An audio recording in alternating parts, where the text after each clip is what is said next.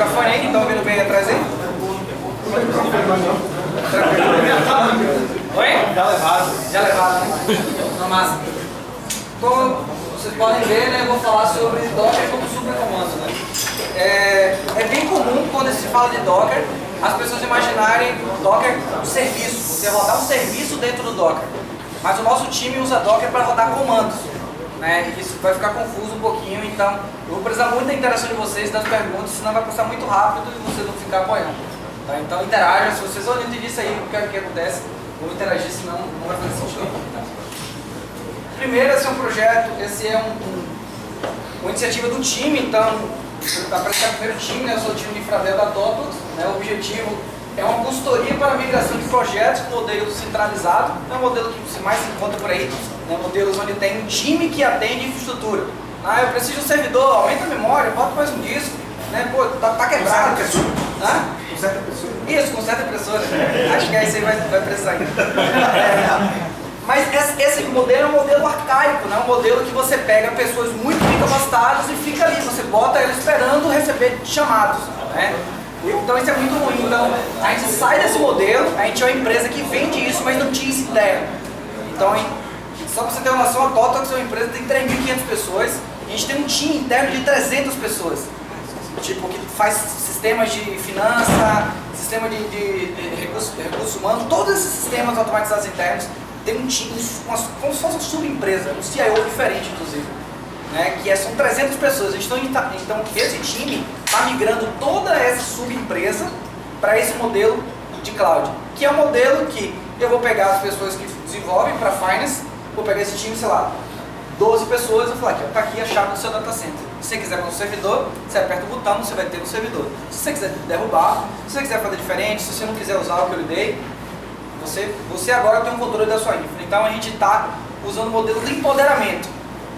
Eu costumo dizer que o que a gente está fazendo é algo muito mais próximo do que eu acredito que é DevOps, né? Que a nossa equipe ela é muito mais Ops, muito mais pessoas de infraestrutura, com bagagem muito mais de infraestrutura, e todas as outras pessoas que a gente está migrando são Dev.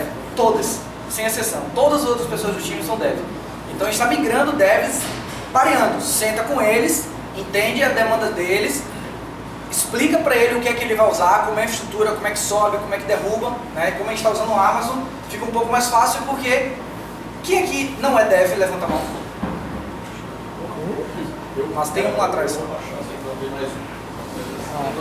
Não, mas... Nossa, quem não é dev, sabe desenvolver? Então, a minha opinião é, se vocês são dev, tem amigo Ops, né, os amigos mais da área de infraestrutura, faça essa pergunta para ele. Você é infra, né? Você não é dev não, né? Você sabe desenvolver? Se ele fala não, fala, corra, vai desenvolver. Porque infra está virando código. E quando eu falo infra está virando código, porque eu tenho dois grandes sinais. O primeiro é a área, uma das áreas mais conservadoras da nossa área de infraestrutura. Está virando código, que é redes. SDN está aí, é uma realidade, né? E a outra área é banco de dados, que também é muito conservadora e já está começando a pensar nisso. Então, está virando código, não há como não mais você fugir disso. Então, se você conhece pessoas, fale com ele que a projeção que eu fiz ano passado, então agora é só 4 anos, né? Eu dou 4 anos para os sysadmins antigos não ter mais emprego de ser que nem operador de mainframe. 4 anos só. Eu falo no Brasil, porque lá fora você já é isso, se você pensar. Você não acha mais empregos interessantes se você não sabe desenvolver, se não sabe Ansible, não sabe Docker, não sabe Puppet, se não sabe nada disso, você vai conseguir empregos convencionais, empregos não tão legais. Casa do vovô, a empresa do vovô. Tipo algo assim, poxa, os operadores de mainframe existem hoje. Eles existem, só que é um mercado de reserva absurdo e qualquer pessoa faz porque ele só vai seguir o procedimento. Né? Então a gente está saindo desse modelo centralizado e no modelo de cloud. Né? E o time é esse, né? Sou eu, que estou em Porto Alegre, meu xará lá de Porto Alegre também, Augusto, que é de Recife, mas está em Porto Alegre, o Fernando Lime, que é o nosso PO, né? O chefe, no final das contas, né? Ronnie, que é um indiano, está em Belo Horizonte, o Breeze, né? Que é o Breeze de Chicago, o Ben Cornelius, de Chicago também, e o nosso PA, que está em Quito. Então você vê, de cara você já vê aquele esquema que ele estava falando de remoto, pra gente é bem forte pessoas separadas, e eu estou aqui, amanhã eu já vou estar trabalhando, então é muito complicado isso. E as tecnologias que a gente está usando principalmente é cloud, né, que é, nesse caso, todos esses times que a gente está migrando para a Amazon. Né.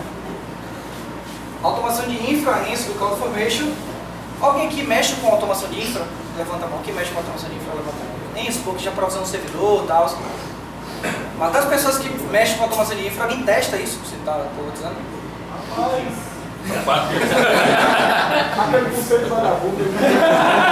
Então, aquela coisa que todo mundo fala que DevOps é fazer merda em escala. Você fala isso, né? Fazer DevOps é você fazer merda em escala. Não é. Se você usa um método de teste bem feito, se você testa, se você faz TDD com infraestrutura, que é possível fazer, é mais difícil, a gente não tem ainda todo know-how, não tem toda a experiência, mas é possível, é interessante começar a fazer. Que é um outro assunto que nosso time está se interessando bastante, que é testar a infraestrutura. Que eu vou mostrar para vocês que hoje o nosso pipeline é um pipeline de infraestrutura, a gente entrega infraestrutura no pipeline.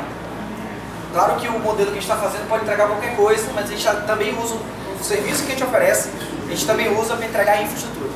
Vou mostrar como depois. A gente usa Docker, né? Você vai ver que o Docker nesse modelo é a espinha dorsal dessa solução. Né? Talvez a única coisa que te obrigue as pessoas a usarem nesse modelo é Docker, todo outro ele tem qualquer opção.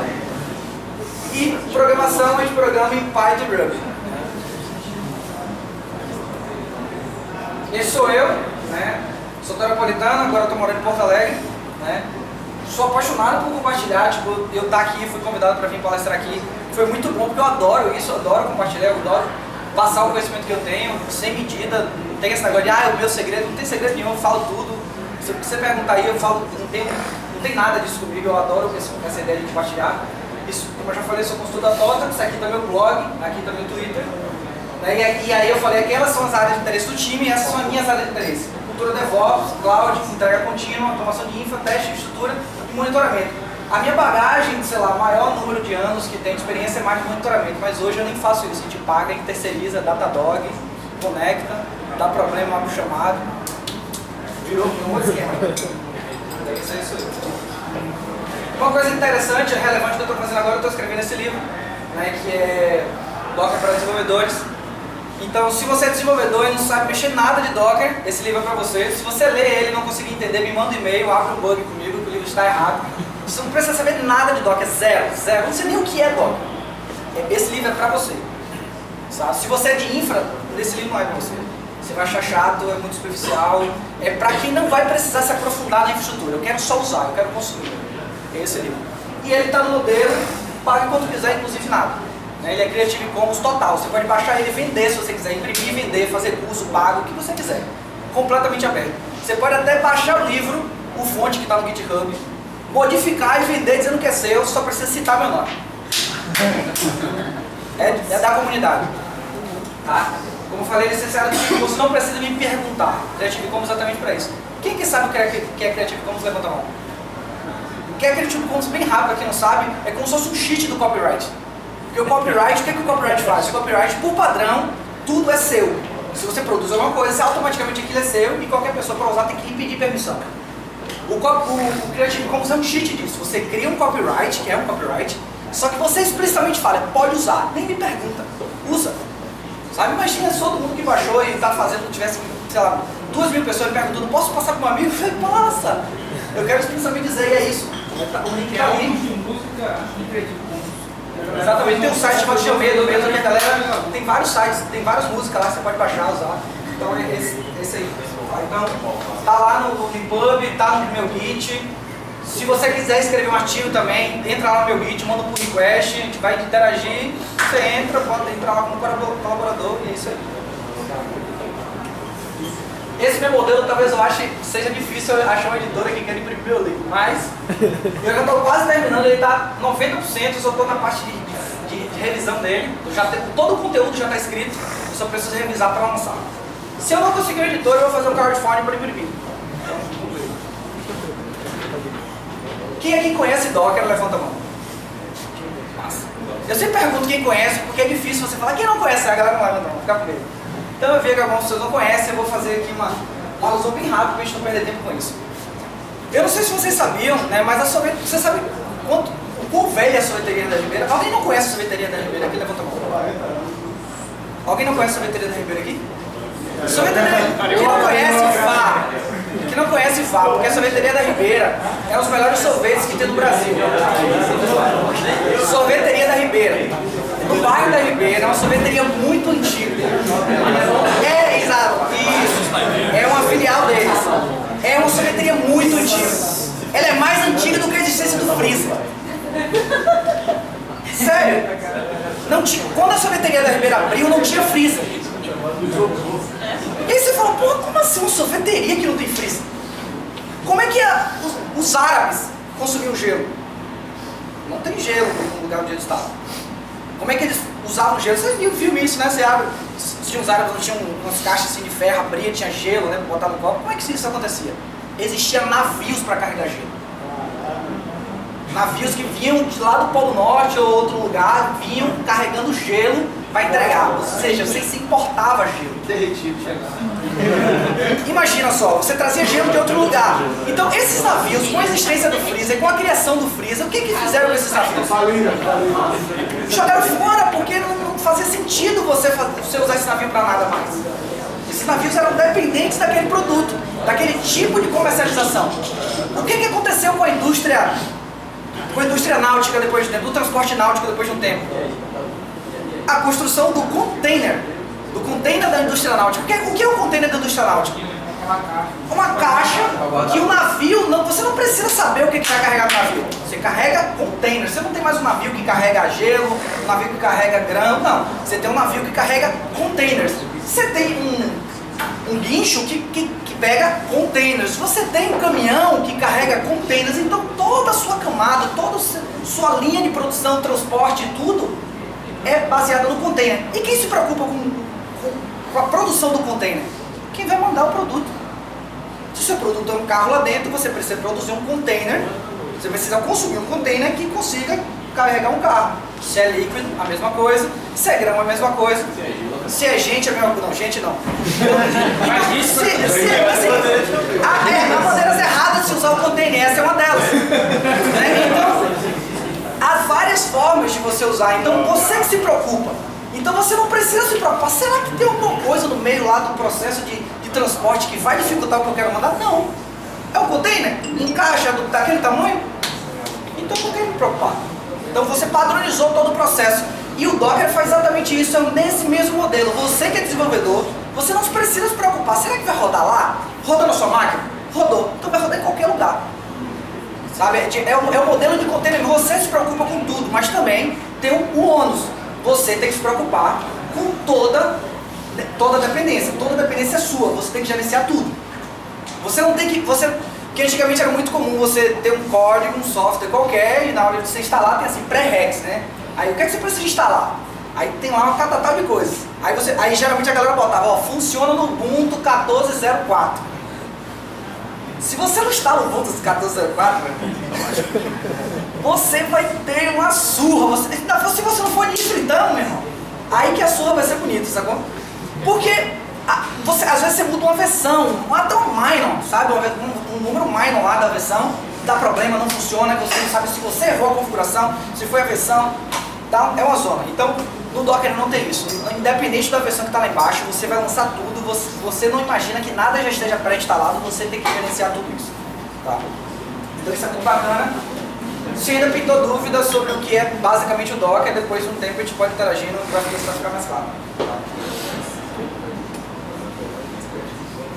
Quem é que sabe o que é entrega contínua? Levanta a mão. Massa. Entrega contínua, bem resumidamente mesmo, porque eu lembro de entrega contínua dessa doçura, não vou conseguir falar tudo isso agora. Mas bem resumidamente, a ideia de entrega contínua é, algumas pessoas imaginam que, algumas pessoas falam, na verdade, é como se fosse um passo 2 da integração contínua. Né? Qual a ideia da integração contínua? Você integrar todo o código, testar em um lugar só, você precisa testar na sua máquina, então o código está sempre ali, um código pronto para você usar. A ideia da entrega contínua é que é uma ideia que você sempre esteja um código pronto para você entregar. Tipo, aí você, peraí, então você quer dizer que todo código que eu mando vai para produção? Não, isso já é um terceiro passo. Você tem que entregar esse código para algum lugar, mas não necessariamente para produção. Pode ser para um QA, pode ser para um outro processo, pode ser Então, o código precisa ser entregue. Todo o código colocado na master, inclusive nesse livro de entrega contínua, se sugere que você não use múltiplos sprints, que você use sempre master, tá? Então isso aí eu não vou nem entrar nesse detalhe que vai entrar no flame absurdo. Mas se sugere isso, então todo o código que vai para master, ele é um código pronto para ser entregue. E ponto. Que é a ideia de você sempre ter produtos rapidamente serem entregues, que é aquela ideia toda que a gente falou de ágil, que é aquela ideia toda que a gente não precisa passar o ano todo trabalhando para poder entregar um código, a ideia é que você fazer pequenas mudanças e entregar o tempo todo. Tá? Então, esses dois conceitos importantes, o Docker e a entrega contínua, para o que a gente vai apresentar mais à frente. Tá? A ideia de desenvolve um produto sempre, né? A gente primeiro vai falar quais foram as nossas motivações, né? Quando o time, né, na verdade, antes da existência desse termo Infradel, que era um outro time que tomava conta da estrutura toda, o time tinha isso aqui, né? Tinha essa zona. O que é essa zona aqui? Essa zona é que a gente tinha múltiplos clientes, a gente é um time que atendia mais 9 times, né? E a gente tem o nosso servidor de CI, né? CI e CD aqui. Que no nosso caso é o GoCD. Quem aqui não conhece o GoCD? Quem aqui conhece o GoCD? Levanta a mão. GoCD é como se fosse o Jenkins. Só que para CD é bem melhor. Não é porque eu sou da Totox, o Go foi feito pela Totox, não. Não, de fato, para CD ele é imbatível. É open source também. Tá? Então, a gente usa o GoCD e a gente mantém esse GoCD, porque a gente entende que não precisa esses times manterem. Imagina um time de finanças ficar mantendo um GoCD, sabe? E como o GoCD tem um modelo de agente, nada é buildado, nada é executado no server, sempre é no agente, isso fica até melhor para a gente, essa organização. Então, a gente tem um GoCD só, né, que todos os outros 9 times usam. Nós vamos uma historinha desde o começo. Vamos dizer que o primeiro time, a gente subiu o GoCD agora, o primeiro time pediu, olha, nosso código aqui é Ruby, isso é uma versão do Ruby aí. 1.92.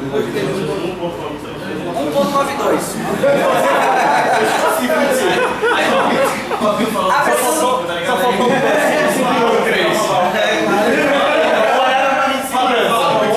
É tipo aí, o time de finance fala, meu código é Ruby 1.9.2. Beleza? Aí eu vou lá e o que é que eu faço? Eu chego no agente 1 e instalo um Ruby 1.9.2 e entrego para ele, falo, ó, o que é que você vai fazer? Eu coloquei aqui nesse agente que o recurso dele é Ruby 1.9.2. E aí você tem que, no seu job, você tem que dizer que você vai usar o recurso Ruby 1.9.2. Toda vez que um job que tiver esse nome de recurso chegar aqui no GoCD, ele vai automaticamente mandar para esse agente que tem o binário lá para rodar. Até então tudo bem, né? Tudo tranquilo. As dependências são automatizadas, por exemplo, quando ele chega no pipeline, a requisição, precisando de um container que tem lá rodando 192. Não, isso aqui ainda não tem container não, esse aqui é um modelo ainda babilônico. Beleza. Ele chegou à necessidade de utilizar algo que tenha dependência do binário 193 da Ruby, por exemplo. Essa distribuição para o agent é automática ou ele tem? Aqui ele tem que ter um job, nesse caso aqui, ele, no passado, ele tinha um job aqui que ele rodava lá um bundle install. Para garantir que as coisas que ele está lá no Genfiles deles vai estar instalado. Então, ou seja, no momento que eu subo esse agente aqui e entrego, porque esse agente aqui para nós é Ansible, a gente tem um controle dele. Só que o que acontece, do momento 0 para frente, a gente não tem mais controle nenhum. Se ele instalou aqui uma versão que depois ele tenta instalar, dá conflito, a gente tem que refazer esse servidor. Porque já está mexido. A gente não tem controle sobre ele. Do momento 0 em diante. Então aqui é isso, você já viu já um erro aí que eu nem ia falar agora. Já viu já um problema que nem ia falar agora. 192, massa, tudo tranquilo, aí vem o segundo time e fala, ó, eu uso Java com Gradle. Beleza, tudo tranquilo, subo o segundo agente, instalo o Java 1.8 e o Gradle. Ok, entreguei o segundo time. O terceiro fala, uso Python. Eu me organizei para ter 3 servidores. Eu tenho 3 servidores aqui de agentes para entregar para essa solução. Tá? O terceiro fala, uso Python 2.7, beleza? Instalo o Python 2.7. Vem o quarto time, fala, uso Ruby. Massa, não vou precisar me preocupar com nada. Não, mas meu Ruby é o Ruby 3. Aí que começa a brincadeira, né? Pô, beleza, Ruby 3, né? Se esse aqui é o que eu já instalei Ruby, como é que eu vou fazer agora, né? Aí o que é que normalmente se fazia? Eu instalava aqui um Ruby diferente com o nome Ruby 3 no final. Aí eu falo, ó, na hora que você subir seu job aqui, além de você falar que vai usar o recurso Ruby, você também tem que chamar o binário com nome diferente. Se você chamar Ruby, ele não vai usar o Ruby 3, ele vai usar o Ruby 9.2. Aí já começou o ano, né? Mesma coisa com Java, mesma coisa com Python. Ou seja, só aqui você já tem um problema que você já está fazendo um armênio. E aí o segundo problema é quando, o que ele falou, quando você começa a ter necessidades. Olha, eu vi a galera usando o Gradle lá, eu quero usar o Gradle também. Aí eu falo, ok, abre um ticket. O dev tem que abrir um ticket, porque só quem mexe nesses agentes é a infra. Né?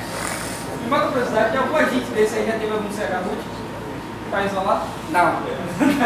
Nada. É da TW que tem essa coisa de confiar completamente nas pessoas. Então, aí, ó, já é o segundo problema. Então aqui você já tem um gargalo aqui, ó. Ou seja, na hora, imagina lá, e o nosso time, você viu, que o nosso time está no time zone mais à esquerda do mapa, né? Equador, Brasil e Chicago ali, que é tipo, a gente para Chicago é 2 horas, que é o mesmo time zone do Equador. Ou seja, China, por exemplo, que o Finance é na China, quer fazer um build de manhã para eles. Pra gente é o quê? Sei lá, 2 da manhã, sabe? Pra eles é 10 horas, pra gente é 2 da manhã, alguma coisa assim. É absurdo, não tem como a gente estar disponível para eles. Eles abrem um ticket urgente. Né? Mas a gente não tem on-call, a gente não tem celular para ligar. Não tem, o time não tem isso. E aí eles abrem um ticket.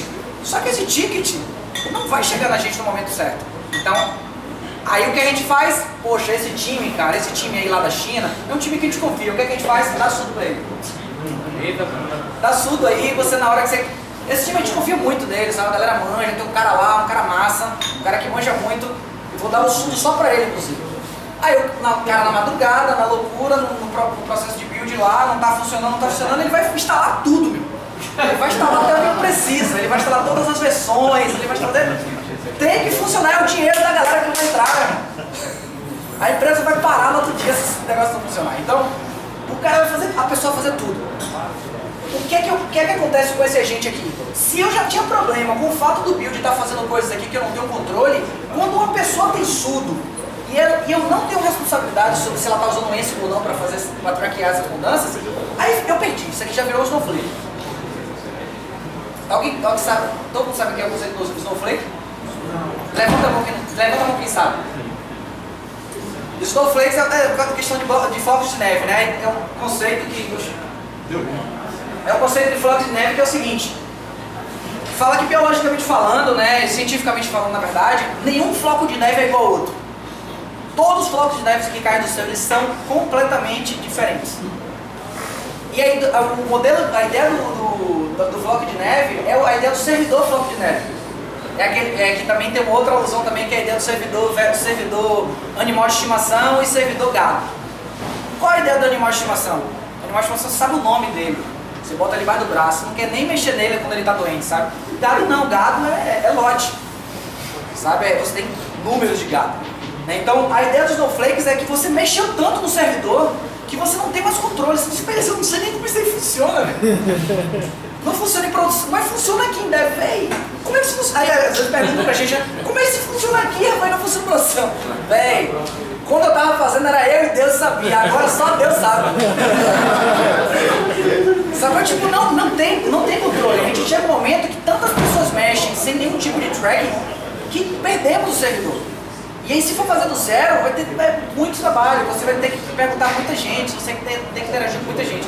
Então, isso aqui era um outro problema, tinha problema de não ter CH root, era tudo na mesma máquina, as pessoas se viam, tinham coisas seguras aqui, então era uma Babilônia. Ou seja, por exemplo, o Finance, por exemplo, era um que tinha um agente só dele, né, para não ter essa questão que tinha questões de segurança. Só que o que isso aqui traz? Custo. Se a gente migra esse modelo aqui para a Amazon, cada maquininha dessa aqui é custo, é caro. Imagina eu ter 3 máquinas paradinhas, né, lá funcionando, esperando o build chegar. Tipo, isso é impraticável, tipo, você ter 3 máquinas M3 large lá, isso é caro. Mesmo você pagando dedicado durante o ano todo, é caro. Então não tinha, pra gente era inviável trabalhar nesse modelo. Então o modelo era, você tinha máquina de desenvolvedor, você produzia artefato, passava um código e era essa loucura aqui, né, pra você botar essa produção. A produção do artefato era no desenvolvedor? Oi? A produção do artefato era no desenvolvedor? Não, assim, o desenvolvedor queria desenvolver o artefato, a produção do artefato era lá embaixo mesmo, ali era a intenção dele, né, e o que ele fazia pra acontecer isso.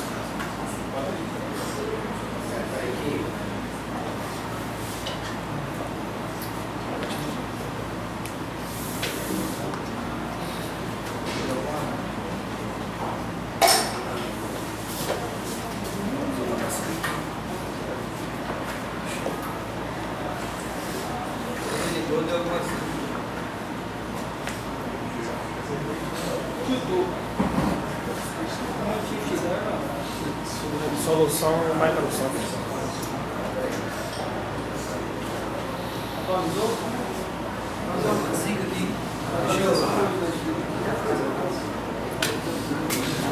Uma peça. Deixa eu botar meio aqui pra ficar.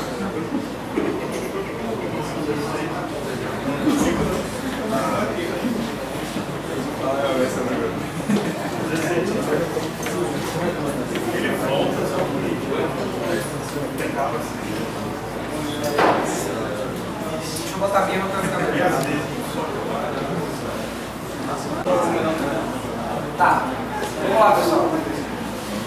Né, então eu mostrei que tinha essa Babilônia, tinha tudo isso. Qual foi a nossa abordagem? Como é que a gente decidiu resolver isso? Como é que a gente decidiu tratar isso, né? A gente decidiu tratar com abordagem de supercomando, né? Quais são os objetivos, né? O que a gente quer buscar com essa abordagem de supercomando, né? A gente poder utilizar o mesmo ambiente que roda em produção, rodar na máquina do desenvolvedor, que isso ali era o problema. Eu não sabia o que estava rodando lá no meio, imagina na máquina do cara. Então eu não tinha uma segurança do que andava, o código que andava, ele passava por todos os processos de iguais. Então eu não tinha segurança no meu processo, no meu pipeline. Então a minha entrega contínua estava toda comprometida. Eu não conseguia continuamente entregar, eu não tinha confiança nele. Tipo, o processo chegava e ficava verdinho lá e falava, será que quando eu mandar para a produção vai dar tudo certo? Eu não tinha confiança nisso. E aqui todo mundo é dev, a maioria dev na verdade só tem 2 ops. E quem é ops sabe, a gente nunca confiou nos nossos servidores, nunca. A prova disso é que ninguém nunca fez um deploy, fechou o computador e foi embora. Porque se você tem um ambiente de homologação de produção, em tese era para você fazer, fechar o computador em seguida e ir embora. Mas ninguém nunca fez isso, porque não confia na estrutura. E quando faz da merda. Não, e quando faz da merda, sabe? Tem gente que faz, mas não vai dar merda. Eu falo assim, gente que faz com confiança que não vai dar merda. Não tinha. E a outra era, construa uma vez, rode em qualquer lugar. Desde que seja Linux, claro, nesse modelo aí, tá? Uma ideia é que você não precisa ficar. A ideia é que você não precisa ficar se preocupando em qual infra vai estar. Tipo, dizer, ó, faça build, mas tem que ser a versão tal, tem que estar tal coisa instalada. Não. A gente não quer isso. A gente quer que construa e rode de qualquer jeito mesmo. Vai ter que funcionar. Minimizar a necessidade de modificação do agente. Eu mostrei ali que um dos grandes problemas era isso. Gente pedindo o tempo todo acesso ao CI ou abrindo ticket para a gente mexer no agente de CI. Então a gente queria minimizar isso ou até não ter mais. Só que você vai perceber que o segundo objetivo aqui é meio que conflitante, né, com esse, né? Permitir um autosserviço no pipeline. Como é que eu vou permitir que a própria pessoa tenha um autosserviço, ou seja, que ele consiga mudar a infraestrutura que ele está trabalhando, mas ao mesmo tempo eu digo que eu não vou mexer no agente. Então são objetivos meio conflitantes, mas você vai ver com o passar do tempo, na apresentação vai mostrar que isso é possível, isso foi alcançado. E o padrão, você tem uma padronização, isso ser um vetor de velocidade do desenvolvimento. Porque quem nunca aqui trabalhou em uma empresa, que você chegou desenvolvedor novo, ele passa uma semana só para setar o ambiente da máquina dele. Quem nunca, né? Só na Suíça. Que não tem, né? Tipo, então, é muito comum isso. Então a gente queria um processo padronizado, que uma pessoa que chegou é só ele olhar o código, é só ele olhar alguma coisa que vai rodar, ele vai dar um comando e vai estar tudo pronto na máquina dele. Então a gente queria isso. Tá? Então padrão como vetor de velocidade de desenvolvimento. O que nós fizemos, né? O que foi feito para isso ser alcançado? O que foi feito, assim, antes de falar do que foi feito, eu vou mostrar de novo a foto do que era, o que tínhamos, né? E agora a ideia. A ideia é você usar o Docker para rodar tudo. Tudo agora no seu pipeline roda dentro de um Docker. Nada roda na máquina mais. Ou seja, aquele Ruby que eu precisei instalar na máquina com a gente, não está mais instalado. Dentro de cada agente desse aqui só tem Docker e Docker Compose. Só. E as coisas basiquinhas do Linux que a gente tenta tirar o máximo. Não tem nada lá dentro. Não tem nem o VI. Então se ele precisar rodar qualquer coisa, qualquer comando que ele der lá dentro que não for Docker, fatalmente vai falhar. Então, se ele quer buildar um código Ruby, ele precisa construir um container, que dentro desse container vai ter o código e todos os binários e dependências que ele precisa para buildar aquele código Ruby, para rodar o teste daquele código Ruby, para fazer deploy daquele código Ruby. Então, tudo agora deixa de rodar na máquina. Eu vou chamar aqui de bare metal, mas não necessariamente seria, né? Porque eu entendo aqui o agente como se fosse bare metal, nada roda mais no bare metal. Tudo agora roda dentro de um container. Por isso que a gente está chamando de super comando. Porque ao invés de ser um comando comum, um binário comum, agora eu tenho um Docker como se fosse um super binário. É um binário que quando você chama ele traz consigo todas as dependências que eu preciso para aquilo rodar. Ou seja, como eu mostrei lá mais na frente, por isso que eu dei a contextualização do Docker, o que eu rodo na minha máquina de desenvolvedor e funciona, vai funcionar aqui. O que é Docker? Porque o que ele está rodando lá, eu vou rodar aqui e eu não preciso que nada esteja pré-instalado nessa máquina, nada esteja pré-configurado nessa máquina. Porque se rodou lá, vai rodar em qualquer lugar. Então agora eu já matei essa questão de o mesmo ambiente que vai fazer em produção, o dev, homologação, vai ser o mesmo ambiente que tem na máquina do desenvolvedor. Então tudo agora roda na máquina. Então o que é que eu tenho aqui agora, né? Na hora que eu configuro aqui meu pipeline, como eu falei, eu rodo os dockers e lá, dentro do meu código, eu coloco todos os docker files que eu preciso. Então, os primeiros estágios do meu pipeline é buildar os meus containers Docker, minhas imagens Docker. Porque em seguida eu vou usar essas imagens para rodar containers. E esses containers, nesse caso aqui ainda, nenhum deles são de serviço. Todos são de comando, de execução de atividades. Ou seja, até se eu precisar fazer um backup de alguma coisa, um container Docker vai subir a partir de uma imagem e o comando de backup vai ser executado a partir de dentro de um container.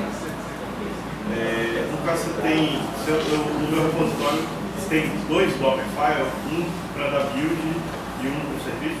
Não, então, abstrai a questão de se esse serviço é dockerizado ou não. Imagine que esse serviço não é dockerizado.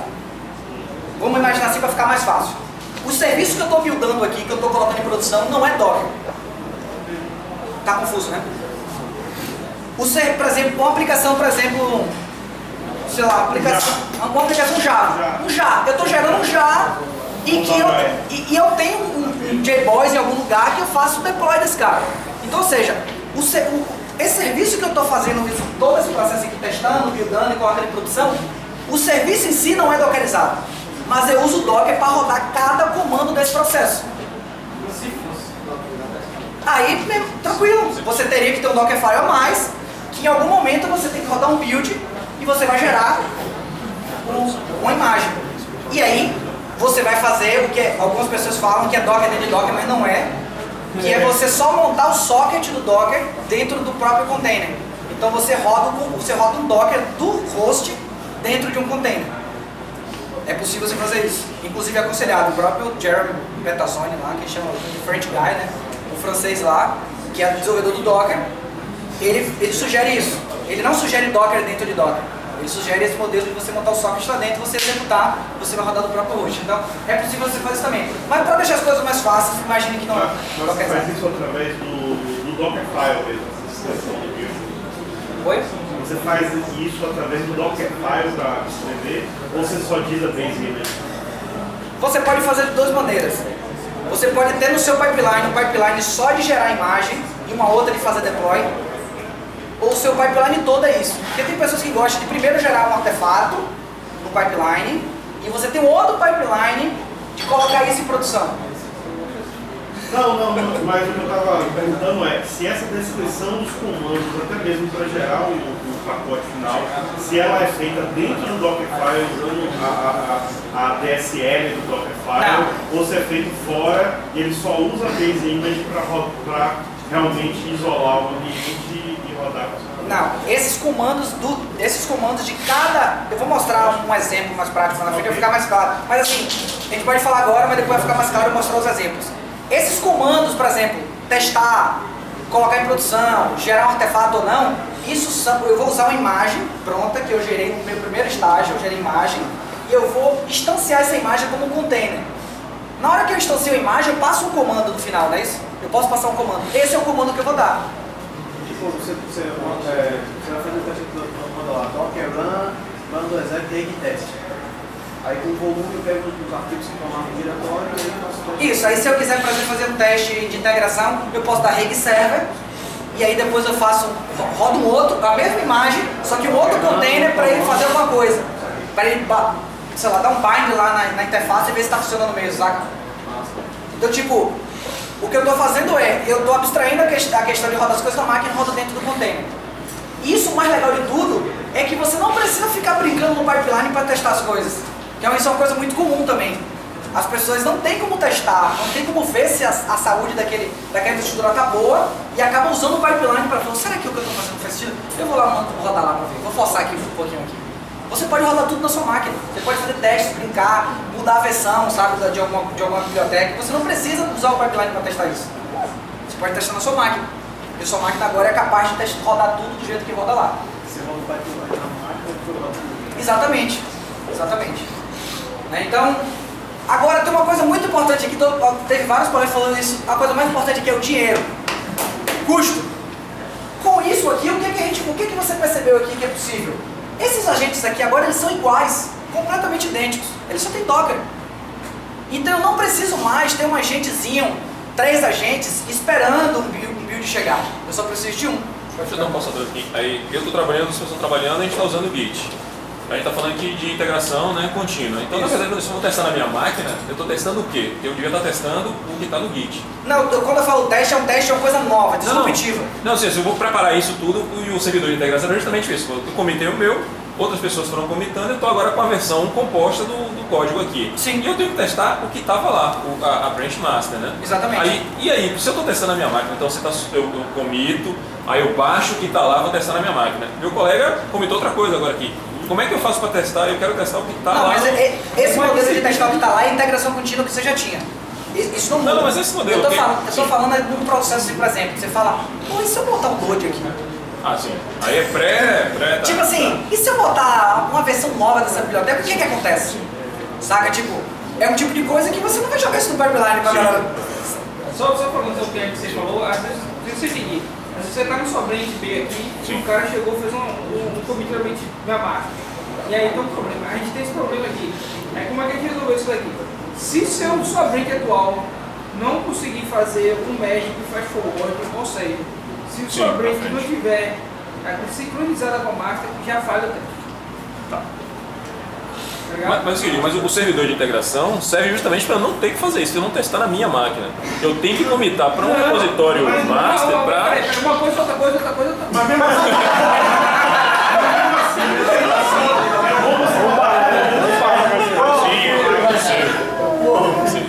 Quando eu falo testar, é a possibilidade que você Não, tem de testar fazer mesmo, um testar, teste Eu quero fazer uma coisa diferente, e sei lá, isso.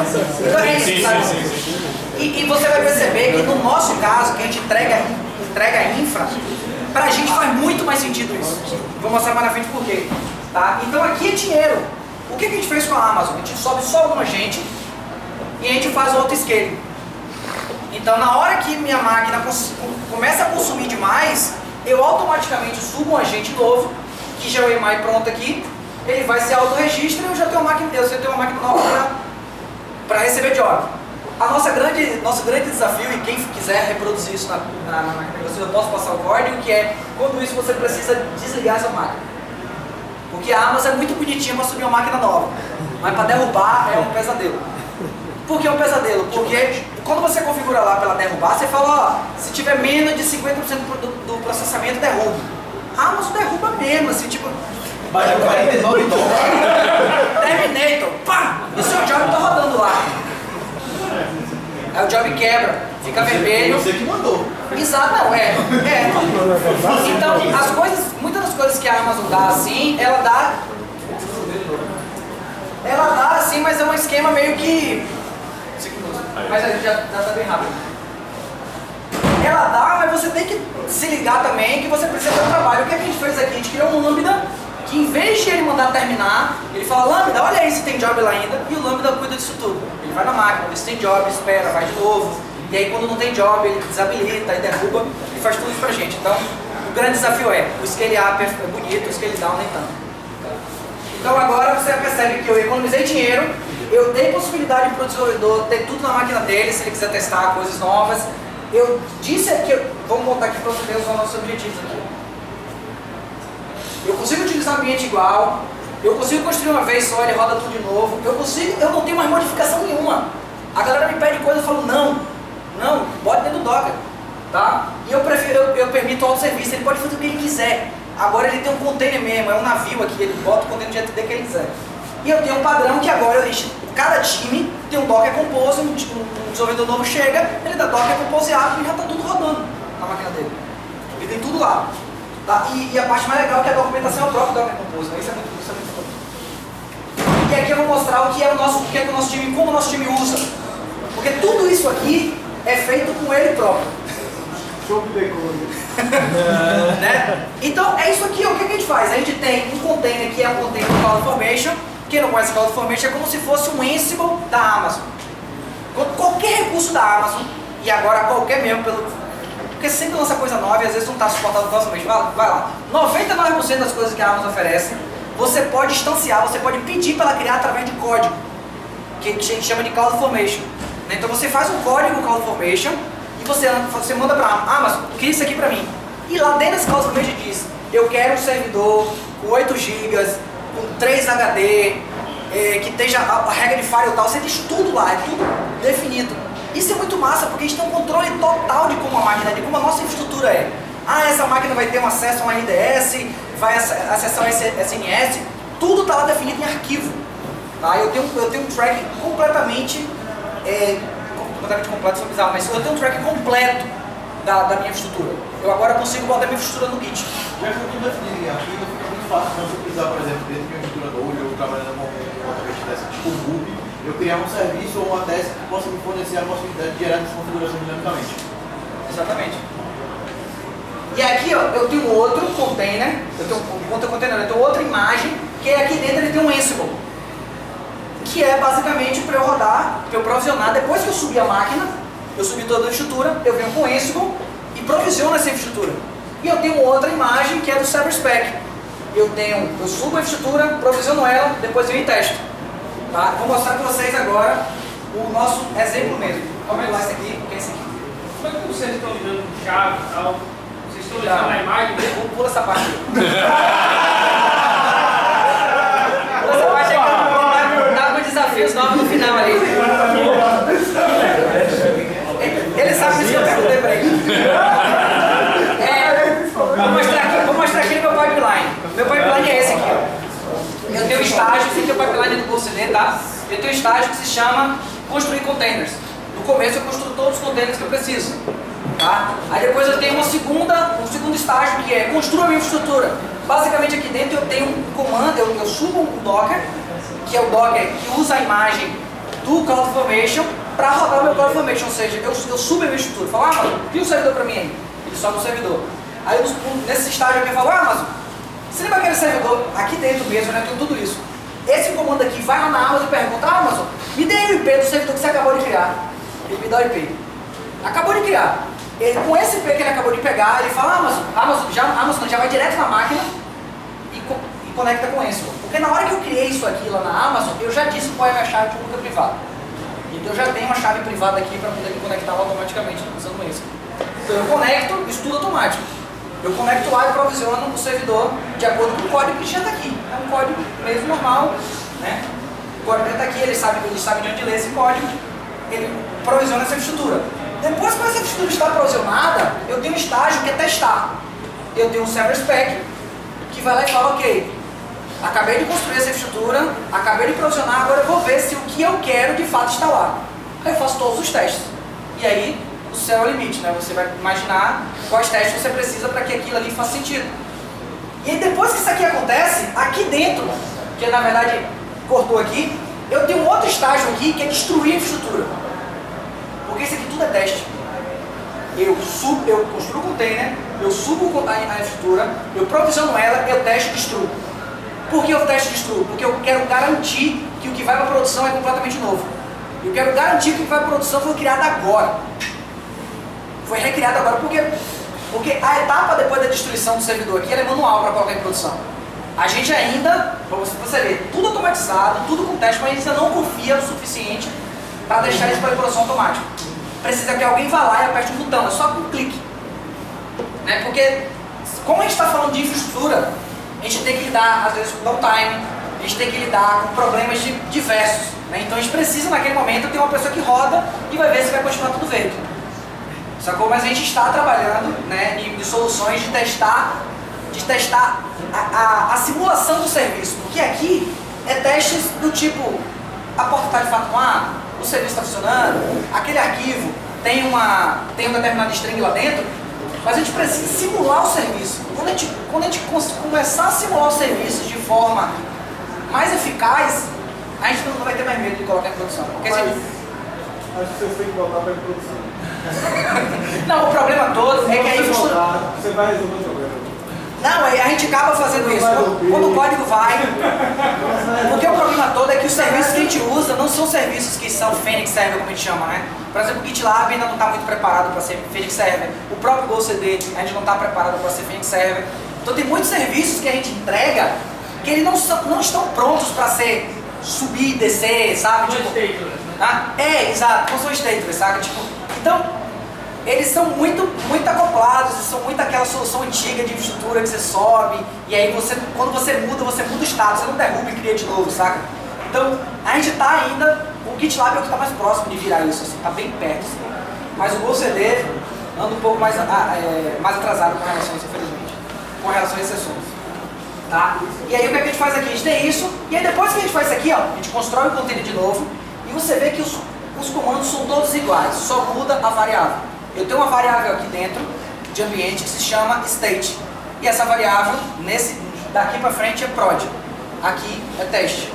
Então aqui ele vai ter um comportamento completamente diferente. Né? Se aqui eu tinha alguma conexão com o banco de teste, aqui já é conexão com o banco de produção. Tá? Então eu faço a mesma coisa do que eu faço no ambiente igual, tanto que os comandos são bem iguais, só muda a variável. Subo ele, provisiono, testo. E aqui é um smoke test nesse caso, né? Não posso fazer nada muito profundo, que já é produção aqui. Então, ou seja, a infraestrutura que eu entrego para os nossos clientes, que eles usam, a gente também usa para entregar a infraestrutura. Então, na hora que, por exemplo, saiu o GoCD versão minor de 12 para 13, o que é que a gente faz? A gente vai lá no código, no Ansible, muda de 12 para 13, comita no master, ficou tudo verde, a gente está na nossa janela pré-programada semanal, a gente bota e roda e pronto. Então a gente tem garantias, alguma garantia que a infraestrutura está controlada. Se dá um pau, a gente começa a ver o que aconteceu. Tipo, deu pau por quê? É alguma coisa da conexão com o banco que mudou? Por exemplo, a gente pegou uma coisa que a gente nem imaginava. Que a conexão com o GoCD aqui, a gente usa o Okta, né? Tipo, uma autenticação que é um serviço externo. A gente não testava esse serviço externo. E aí o GoCD mudou a forma de autenticar com o Alpha. Isso quebrou quando foi para produção. Tava tudo rodando bonitinho, os builds continuavam rodando, só que essa autenticação com uma coisa externa não funcionava, porque a gente não testava aqui. Então por isso que a gente tem que sair do modelo de testar coisas que a gente acha que vai quebrar, para testar a execução do serviço, toda ela. Saca? Então a gente acaba usando isso. Vamos passar bem rápido, porque já acabou meu tempo. Os prós disso, né? Abaixo da necessidade de administração dos agentes, a escolha da distro do agente não afeta nada os usuários, né? A minimização de custo compartilhando os agentes CD, hoje só tem um, né? O custo é bem mais barato. Sem gargalos para os usuários CD, ou seja, eles são os próprios gargalos agora. E fácil de reproduzir localmente. Porque o que é que acontece aqui, ó? Quando eu quero, por exemplo, sair uma coisa legal no GitLab, eu quero testar. Eu quero, sei lá, eu tô querendo, deu um pau lá, por exemplo, no Alpha. Eu não vou no pipeline e peço para ele subir outro. Eu subo a partir da minha máquina. Eu já tenho um ambiente aqui prontinho no GitLab ou do GoCD para ver que coisa foi que aconteceu que ele não consiga autenticar mais. Eu não preciso usar o pipeline para isso. Eu agora na minha máquina eu consigo dar um comando que eu subo no servidor. Sabe? Então, tipo, é muito fácil. Porque vocês não trabalham com infra, então vocês não vão perceber esse tipo de coisa, mas era muito ruim. Tipo, dar um pau na produção, você tem que subir um outro igualzinho para você tentar reproduzir o problema. Ninguém fazia isso. Ninguém. A galera mexia em produção. Porque era trabalho. Aqui agora, eu demoro 20 minutos para subir um igualzinho. Igual, completamente idêntico. E eu vou trabalhar nesse aqui. A produção está lá. Sabe? Então essa questão que pra gente faz uma diferença enorme, essa questão de testar. Talvez você não faça, mas pra gente esse modelo foi revolucionário. Esses são os prós e os contras. A curva de aprendizado, querendo ou não, é um novo mindset, novas ferramentas, né? Aí, pelo fato de ser obrigado a usar Docker, então as pessoas têm que passar a pensar, ó, o que você está rodando está lá dentro, viu? Qualquer coisa que você quer consumir tem que estar lá dentro do container. Se está fora não serve de nada, você tem que dar um copy lá para dentro do container. Então, mudou o mindset, né? Não é uma coisa mais convencional, os arquivos não estão mais lá automaticamente para você ser consumido. Tá? O tratamento de problema é um pouco mais complexo. Tem um lado de bom de você poder tratar esse problema na sua máquina, você não precisa ter acesso mais SSH ao agente para poder tratar os problemas, você pode tratar na sua máquina, que é igual, é o mesmo, né? Então você consegue tratar na sua máquina, mas ainda assim o tratamento é um pouco mais complexo, não é convencional como a gente fazia anteriormente. E aí você precisa usar container para tudo, né? É um contra, né? Você obriga, era uma briga nossa de dar autonomia para o desenvolvedor, mas ao mesmo tempo a única coisa que a gente obriga ele a fazer é usar Docker. Todo o resto faz o que quer e escolhe tudo da lei. Escrever uma ferramenta que tem para fazer roteamento de tráfego que você vê. É muito útil para esse negócio. Tem uma ferramentazinha que você chega, bota no seu servidor. Você vai pensar, quando vier um tráfego, você vai HTTP, para dar o domínio, para dar volta, faça uma cópia dessa requisição para tal lugar. Então o desenvolvedor pode levantar o serviço dele lá, pendurar no ambiente dele, pegar uma requisição de produção para ele pode ser uma procura também, depois passa a ferramenta dele. E aí você tem, ou seja, problema de performance com a gente agora afeta todo mundo que está usando a gente naquele momento. Tá? Ou seja, tipo assim, no momento que eu consumo demais aquele agente, eu introduzo 2 jobs no mesmo agente. E 2 jobs estão consumindo muito recurso. Os 2 jobs naquele momento, infelizmente, vão ficar lentos. O terceiro job vai chegar tranquilo porque o Amazon já subiu uma máquina nova e ele já chega num agente novo. Mas ainda assim não é um negócio tão de boa, tá? Tem esse ponto.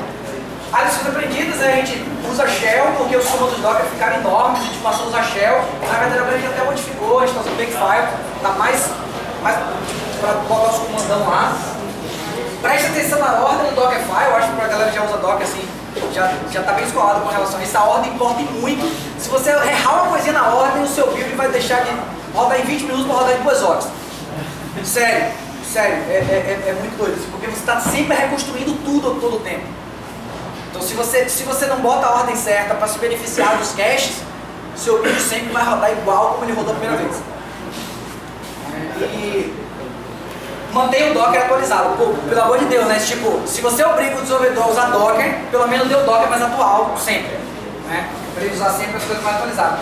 E os próximos passos é justamente segredos. Alguém aprova essa ideia. Falou em upgrade, Gerenciamento de segredos, né? Tipo, a gente tá brincando com o Branch Stash para poder guardar segredos. Para quem usa Amazon, ele é muito massa, ele já está todo prontinho.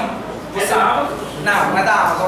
Alguém desenvolveu usando Borrow3 e tal, usando software open source, que ele automaticamente coloca segredos do DynamoDB, gera um KMS. É doido, é bom demais. A gente está pensando na possibilidade de usar clusters ao invés de ficar subindo máquinas daquele jeito, né? O GoCD agora acabou de lançar o que eles chamam de agentes automáticos. Ele tem um esquema novo, bem novo agora do GoCD. Talvez a gente não precise mais do cluster. E melhor gerenciamento de variáveis, né? Que a gente usa variáveis tudo no arquivo vários.sh. Basicamente é isso. Aqui está meu contato, depois no meio do caminho. Ali está meu Twitter, meu e-mail. Muito obrigado.